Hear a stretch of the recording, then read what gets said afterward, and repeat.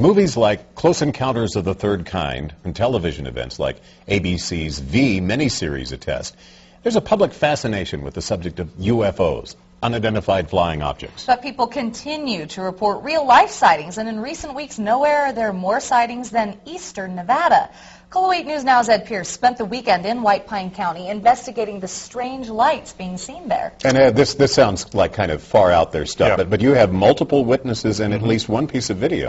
A short piece of video, which we will show you. These people aren't sure just what they saw, but they're sure they saw something, and it was unlike anything they'd seen before. Ely sits in one of the most isolated corners of the state. The nearest communities of any size are hours away in any direction. If you live out here, chances are you drive a lot and you work outside.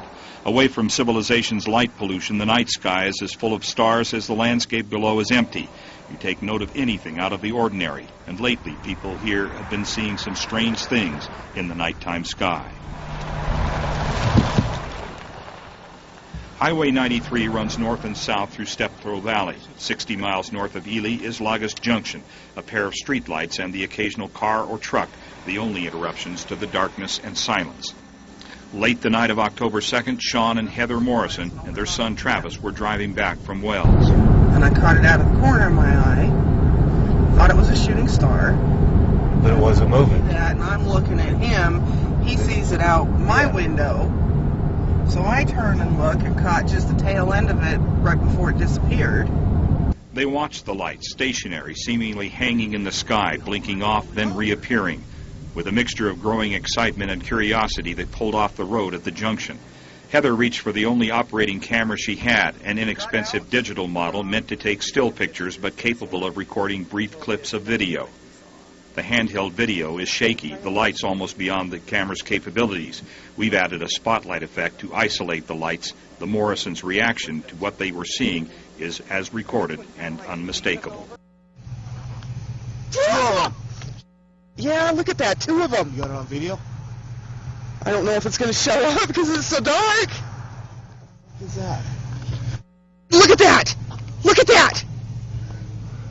Oh, there it is, there it is, there it is! Oh my God, look at it! I'm not getting it though! It's too dark! But as we were getting out of the truck, it came back, but over in a different direction, right over there. And stayed on for a few seconds and then just turned off. And then all of a sudden back here again, and there's 2 of them. Bright orange light. It was big, oval. It's just something we've never seen before. But I got a cheap little video camera that doesn't take very good pictures, so you can't really tell, because the video looks absolutely nothing like what we saw. Nothing at all. 4 nights later, several workers at a mine near Ely saw something similar. Orange glowing globes emerge over the Shell Creek Range across the valley. And then they saw something different. Instead of being orange like the others, this one was red. It was almost like it was a rocket. And it actually looked like, I don't know, sparks coming off the tail end of it. And these lights didn't remain hovering. They accelerated extremely fast. I mean, it really accelerated fast. This witness was one of a standing room only crowd who gathered Saturday night at an Ely motel to hear a presentation by Mark Easter, a field investigator and the public relations director for the Mutual UFO Network, or MUFON. Drawn by the Morrisons' report to the MUFON's website, Easter hoped others might come forward. They did, including this man who works in Railroad Valley in neighboring Nye County. Returning from Ely one night recently, he saw orange lights and something else. It was like amber lights lined up just in a row. It looked to me like one large object with just all these lights on it. None of these people are sure what they saw, but they are sure they saw something, and they are sure it was like nothing they'd ever seen before. I can't even, it was out of this world. I don't know what it was. But you're not imagining this. This is no, this is real. This is very real. As real as me and you standing here talking.